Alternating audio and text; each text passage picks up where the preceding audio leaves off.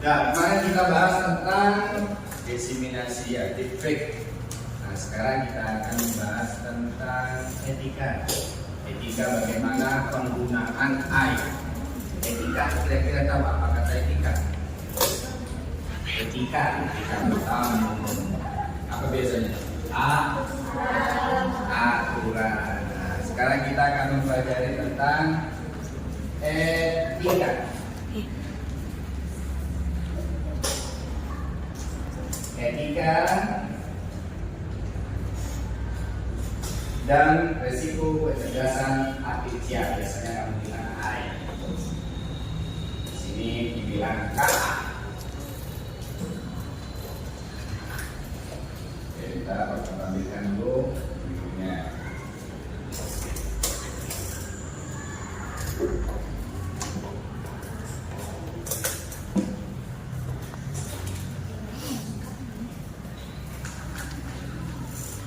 Yang belakang kelihatan?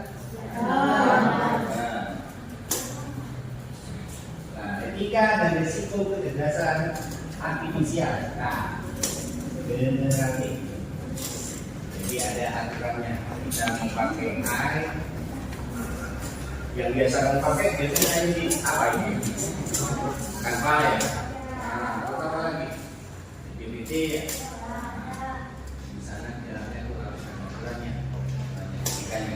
Dan risiko kalau misalkan tidak memakai etika yang tepat, risikonya. Nah, sebelum ke belakang, kalau ingin tanya kan ini 1, 2, 3, 4, ada 4 pertanyaan. Yang pertama, pernahkah kamu menemukan informasi dari internet atau air yang ternyata salah? Pernah? Kemudian yang kedua, apa yang terjadi jika semua orang percaya begitu saja pada hasil air?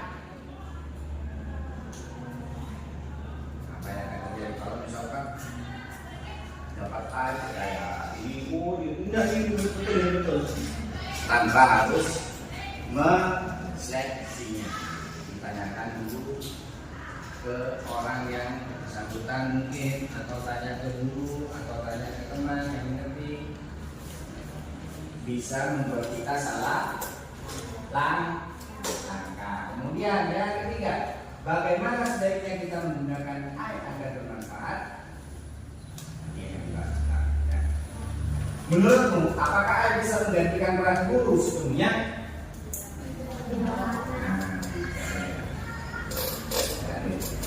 Tujuan pembelajaran kali ini yang pertama, memahami pentingnya etika dalam penggunaan KA generatif.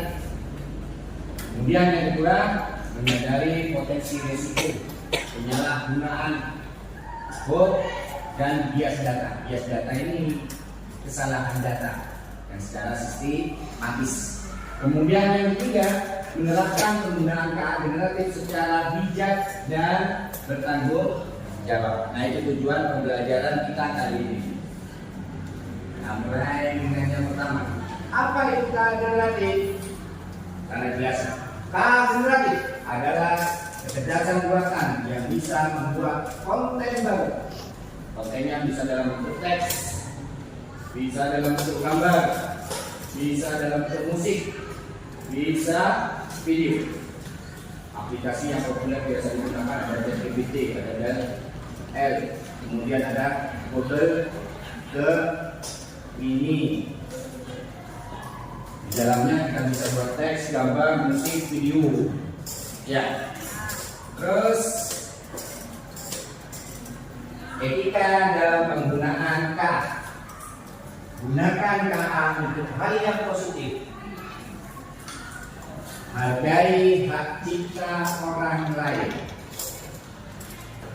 Kemudian jangan gunakan untuk menipu atau merugikan. Sekarang marak penipuan menggunakan air. Kadang-kadang orang langsung berpercaya. Bersikap kritis terhadap hasil KA. Kritis maksudnya gimana kritis?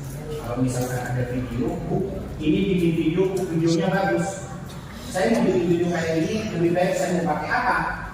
Biasanya promosi. Videonya dibikin pakai AI, digunakan untuk promosi, misalkan jualan.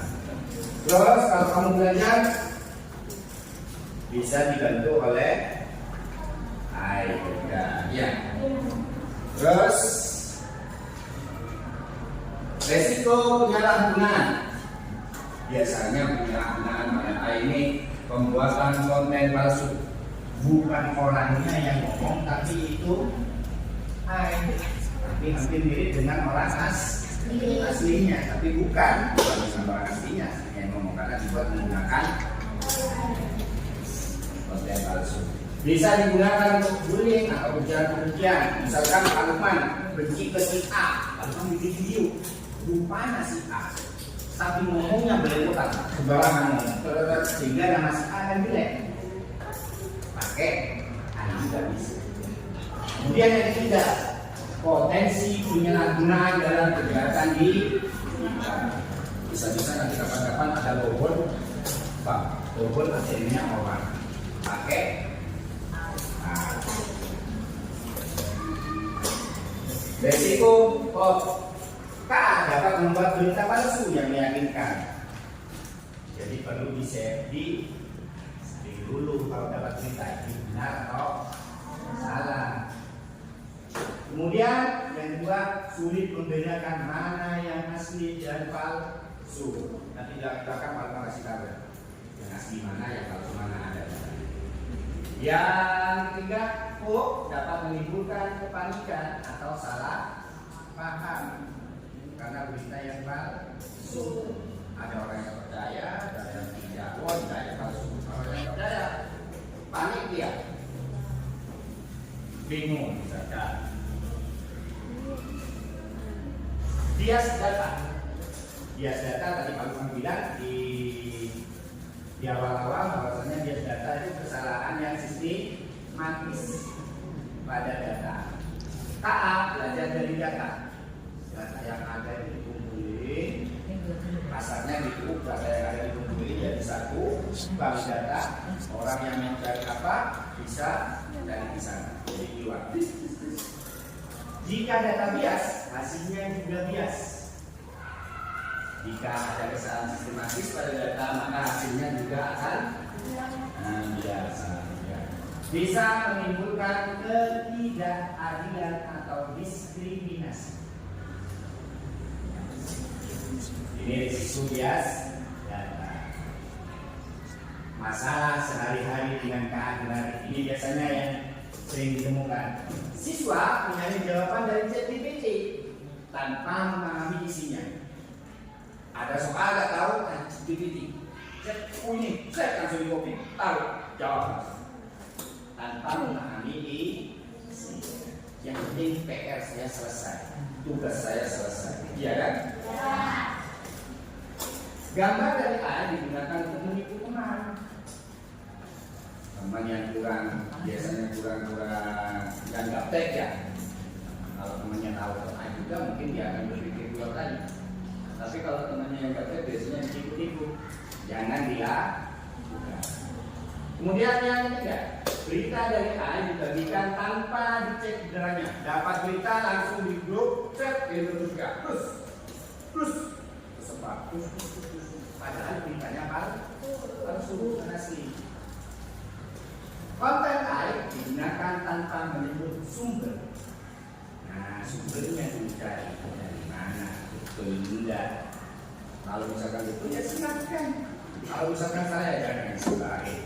Biasanya kan cepat berita, kopi dari grup itu pasti akan dikirim ke grup lain. Sampai menyebar. Cara bijak menggunakan KA. Nah, ini caranya. Gunakan untuk belajar dan berkreasi.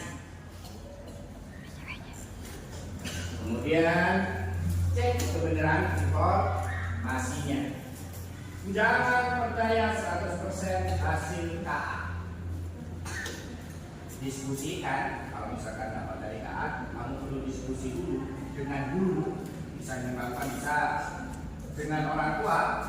Kalau orang tuanya gaptek, bisa dengan kakak, ya, atau dengan teman atau bilang lah. Nah, ini ya, saya tanyakan juga ke bapak guru, ke ibu guru, atau ke teman, atau ke kakak. Jangan langsung diambil mentah, kemudian biasanya disebarin. Nah, sekarang sampai ke refleksinya. Apa manfaat kehadiran bagi kita? Tadi sudah ada di depan. Untuk agar kita dapat membantu belajar, kita terus berkreasi. Apa risiko yang perlu diwaspadai? Tadi ada apa aja? Oh, terus bias dan ya. Bagaimana cara kita menggunakan KA secara bijak? Gimana? Tanya ke mana? Ke teman atau ke guru?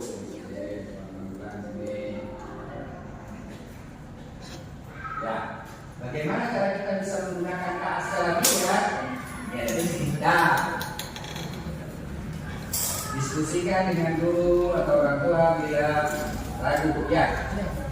Nah, ini tes. Nah, tahu kan situs web untuk latihan deteksi deepfake? Kalian bisa tanya ke situs-situs yang kalian ambil. Bisa tanya ke situs itu kalau misalkan menemukan gambar atau apa, tapi kalian ragu. Nah, situs itu akan mencari informasi yang sebenarnya. Kalau misalkan itu benar, nah, kalau itu misalkan 80%, berarti ini memberikan kebenaran. Nah, benar ini. Ini 40%, berarti kurang.